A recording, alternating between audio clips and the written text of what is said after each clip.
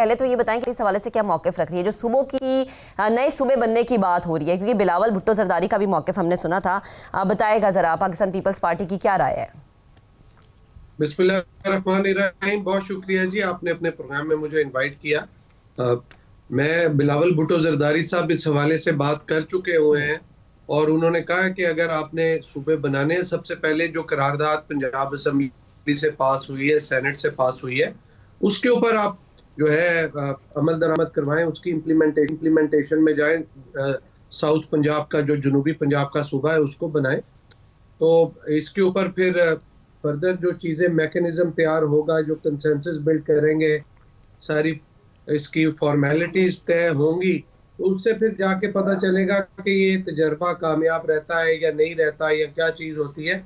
तो पंजाब के अंदर जो चीज़ तैयार है, जो करारदाद पास है, लेकिन जुल्फिकार साहब, पीपल्स पार्टी इत्तेफाक करती है कि इस पर सिंध की बात भी होगी इसके बाद, अगर आप पंजाब की बात कर रहे हैं कि फिर तकसीम होनी चाहिए सूबों की।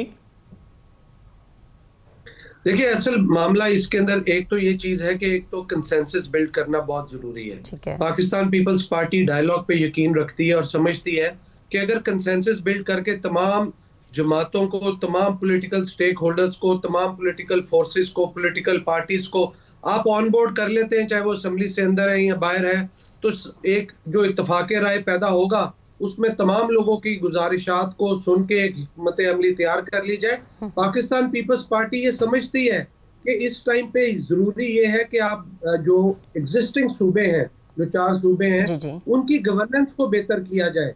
अभी आप देखें कि अहमद बिलाल साहब ने भी बहुत अच्छी बात की, दुरानी साहब ने भी बहुत अच्छा अपना पॉइंट ऑफ व्यू दिया कि ये जो लोकल गवर्नमेंट है ये सूबाई हुकूमतों के मतहत हो जाती है।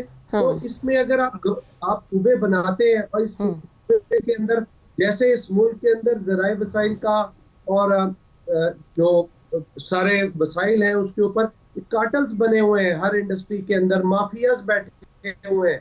अगर आप छोटे सूबे बनाते हैं और तमाम सरमायादार, जागीरदार, जिम्मेदार और प्रॉपर्टी डीलर सारे मिलके एक छोटे छोटे सूबा का कार्टल बना लेते हैं और उस पर बुर्जुमान हो जाते हैं, तो फिर आप क्या हल निकालेंगे?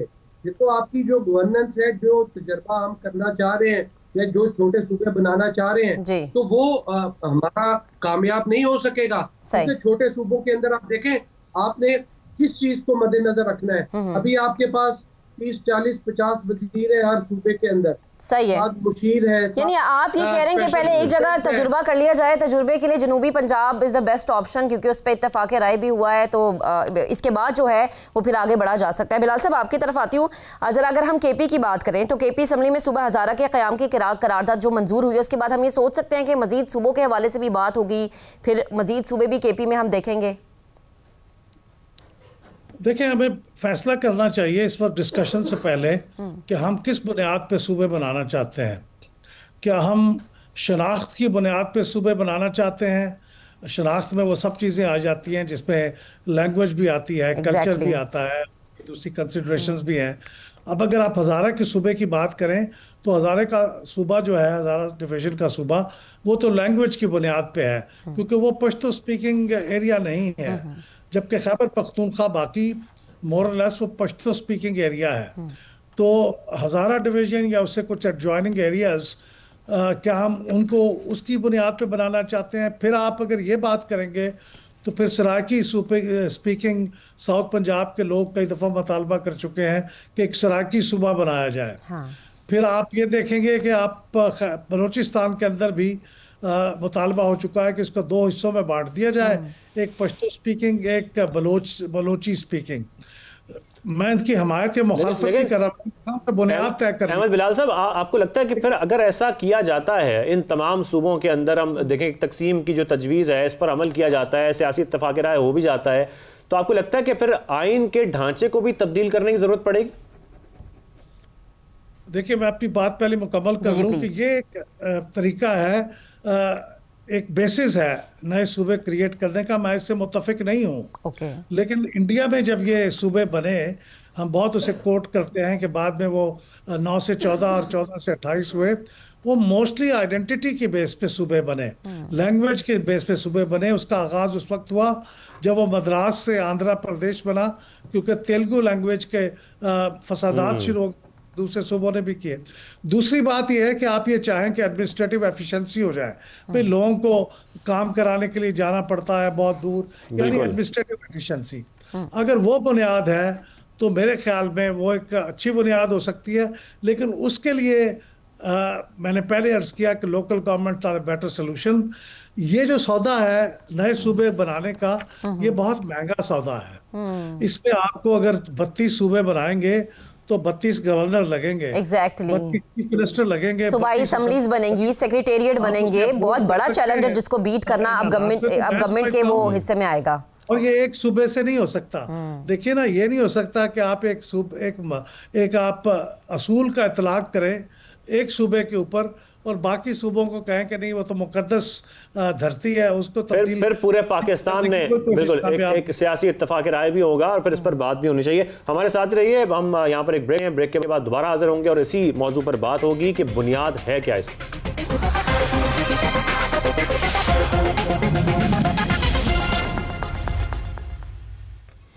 Welcome back. दुरानी साहब, मैं आपकी जाने मांगूंगा। दुरानी साहब, फिर इसमें दो बातें हमें समझ आ रही हैं कि एक बात तो ये है कि जिस तरीके से जो बुनियादी वजह है सूबों की तकसीम की वो क्या है, जैसा कि अहमद बिलाल साहब भी कह रहे हैं, क्या वो जो आइडेंटिटी है वो लैंग्वेज है, इसकी बेस पर सूबों को तकसीम किया जाए।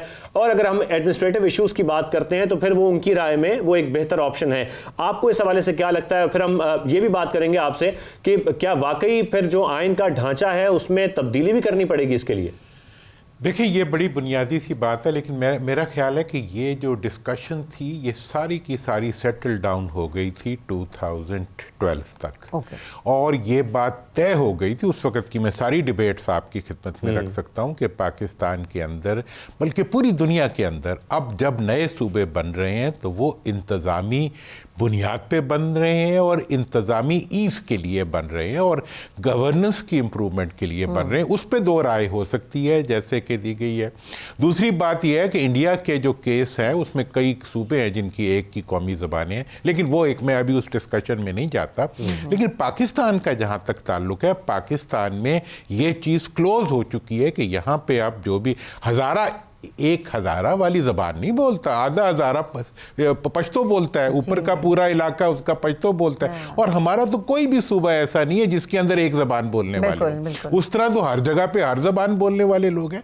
और ज़बान का जो एक पुराना था कि जी ज़बान, हाँ, नाम रखने में कोई हर्ज नहीं है। सिंध की अक्सरियत है तो उसका नाम सिंध है, KPK वाले चाहते हैं कि जी पख्तून को, क्या फ़र्क पड़ता है नामों से, लेकिन ये कोई रूह नहीं है, जेनेसिस नहीं है। दूसरी बात ये है कि नए सूबे बनने का तरीकाकार और क्राइटेरिया क्या होना चाहिए।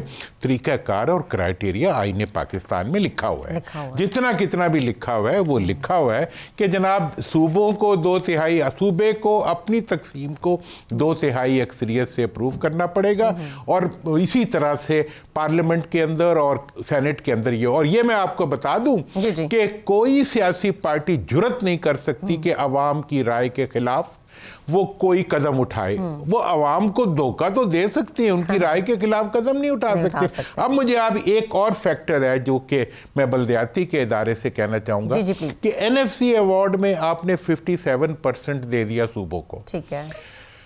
जिस वक्त ये 18वीं तरमीम पास हो रही थी, मैं खुद सेनेट में था, मैंने इसके ऊपर दस्तखत नहीं किए, मैंने इसको अपोज किया। सिर्फ एक और वजूहात भी थी। एक वजह ये थी कि आप सूबों को 56% तो दे रहे हैं, लेकिन ये नहीं उन्हें पाबंद कर रहे कि इसको उसी असूल के मुताबिक जिलों और इलाकों में तकसीम करेंगे जिस असूल के तहत मरकज सूबों को दे रहा है। मतलब यह है कि मरकज को आपने 20% उसका शेयर कम किया कि जी सूबों का बढ़े। और अब यह हाल है कि 2010 से लेके आज तक बोरी भर के पूरा NFC अवार्ड चीफ मिनिस्टर के पास पहुंच जाता है और आज तक खरबों रुपए जो हैं वो कोई पता नहीं कि वो कहां तकसीम हुए। लेकिन और उसमें सवाल भी तो फिर दुरानी साहब वहीं पे ही है ना कि फिर अवाम कहां जाए, अवाम को क्या मिला? वो बोरी में जो पैसे हैं वो तो कहीं किसी और की जेबों में चले जाते हैं, लांचों में चले जाते हैं। एग्जैक्टली, अवाम की जेबें भी खाली हैं, अवाम के सरों पे छत भी नहीं है।